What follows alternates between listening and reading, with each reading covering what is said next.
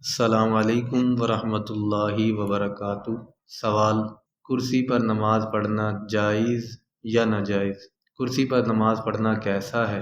اگر ناجائز ہے تو اس کی کیا وجہ ہے؟ کرسی پر نماز پڑھنا خلاف سنت ہے۔ رسول اللہ صلی اللہ علیہ وسلم کی جب طبیعت خراب ہوئی، آپ بیمار ہوئے، تو آپ صلی اللہ علیہ وسلم نے زمین پر بیٹھ کر نماز پڑھائی ہے۔ اس پر پوری امت کا اجماع ہے۔ اگر آپ کی طبیعت خراب ہو، آپ زمین پر بیٹھ کر نماز پڑھیں، اور اگر آپ سے گھٹنے موڑے نہیں جا رہے تو آپ پاؤں کو قبلہ رخ کر لیں، یعنی ایسی صورت میں پاؤں کو قبلہ رخ کرنے میں کوئی حرج نہیں ہے۔ ہم نے بڑے بڑے علماء کو دیکھا ہے، بڑے بڑے بزرگان دین کو دیکھا ہے، جب ان کی طبیعت خراب ہوتی تھی تو وہ زمین پر بیٹھ کر پاؤں قبلے کی طرف کر لیتے تھے، کیونکہ ان کے لیے پاؤں کو فولڈ کرنا یعنی موڑنا مشکل تھا۔ تو آپ پاؤں سیدھے کر کے نماز پڑھیں، اور اگر آپ کو ٹیک لگانے کی ضرورت ہے تو پھر ایسی کرسی جس کے پاؤں نہ ہوں تاکہ وہ زمین پر ہو، پیچھے اس پر ٹیک لگائیں۔ یہ جو کرسیوں پر نماز پڑھی جا رہی ہے، یہ کس لیے سنت سے دور ہے؟ چند وجوہات ہیں جو کہ میں آپ کے سامنے نمبر وار بیان کرتا ہوں۔ پہلی وجہ تو یہ ہے کہ نبی صلی اللہ علیہ وسلم نے زمین پر بیٹھ کر نماز پڑھی ہے۔ اگر آپ ایسا کریں گے، کرسی پر بیٹھ کر نماز پڑھیں گے، تو یہ اس کے خلاف ہو جائے گا، یعنی سنت کے خلاف ہوگا۔ نمبر دو، دوسرا نقصان اس میں یہ ہے، آپ جب زمین پر سر رکھ کر سجدہ نہیں کر سکتے تو بیٹھ کر اگر آپ سجدہ کریں گے تو کم از کم زمین کے قریب پہنچ جائیں گے۔ اس میں تواضع زیادہ ہے۔ کرسی پر بیٹھ کر سجدہ کریں گے تو زمین سے دور ہوں گے، قریب نہیں ہوں گے، تو سجدے کی سنت بھی زیادہ اچھی اسی صورت میں ادا ہو سکتی ہے جب آپ زمین پر بیٹھ کر سجدہ کریں، تو لہٰذا یہ دوسرا نقصان ہے۔ تیسرا فرق کیا ہے کہ کرسی کی وجہ سے صف میں خرابی ہوتی، جبکہ زمین پر بیٹھ کر نماز پڑھیں گے تو صف نہیں ٹوٹتی۔ کرسی اگر آپ صف میں رکھ لیں تو آپ دیکھ لیں جو کرسی پر بیٹھے ہوئے صاحب ہیں ان کی ٹانگیں آگے جا رہی ہوتی ہیں، اور صف تو بنتی ہی ایڑیوں سے ہے، تو سب کی ایڑیاں ایک لائن میں ہیں، اور جو کرسی پر بیٹھے ہوئے صاحب ہیں ان کی ایڑیاں آگے ہوتی ہیں۔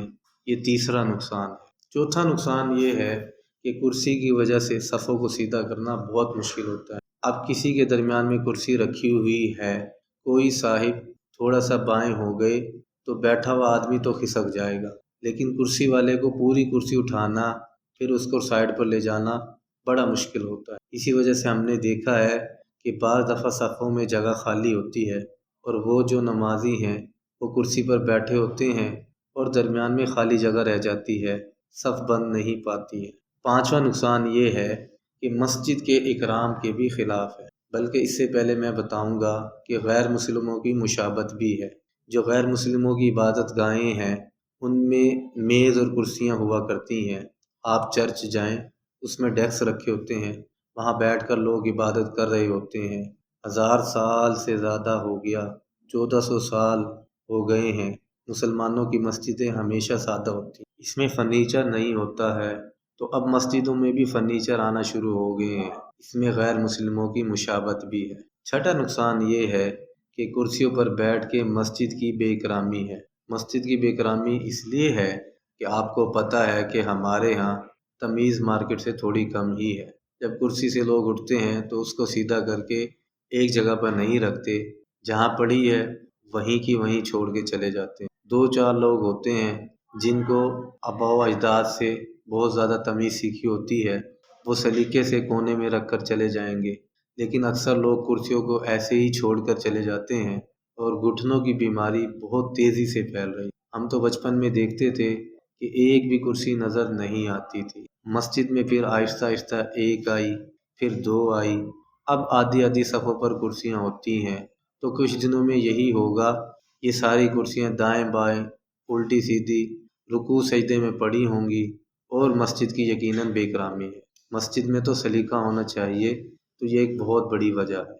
ساتواں نقصان یہ ہے کہ اگر یہ کرسیوں کا رواج ختم نہ ہوا تو ہوگا یہ کچھ دنوں میں یہ مسجدیں آپ کو سرائے اور ہوٹل نظر آنا شروع ہو جائیں گی۔ میں نے یہ دعویٰ 5 سال پہلے بھی کیا تھا، اور اب مشاہدہ بھی ہو گیا ہے کہ مسجد میں کرسیاں رکھی ہوتی ہیں اور آگے میز بھی رکھی ہوتی ہے اور چائے اور کاوے چل رہے ہوتے ہیں، وہ ماحول ہوگا جو کہ ہوٹلوں کا ماحول ہوتا ہے۔ کیونکہ جب کرسیاں آ گئیں تو ظاہر ہے ان پر صحت مند لوگ بھی بیٹھیں گے نماز کے بعد گپ شپ لگانے کے لیے۔ صحت مند لوگ بھی ان کرسیوں پر بیٹھ جاتے ہیں، اور پھر جب وہ بیٹھیں گے تو گول دائرہ بھی بنے گا، تو پھر میز لانے میں کتنا ٹائم ہے، پھر چائے بھی چلے گی۔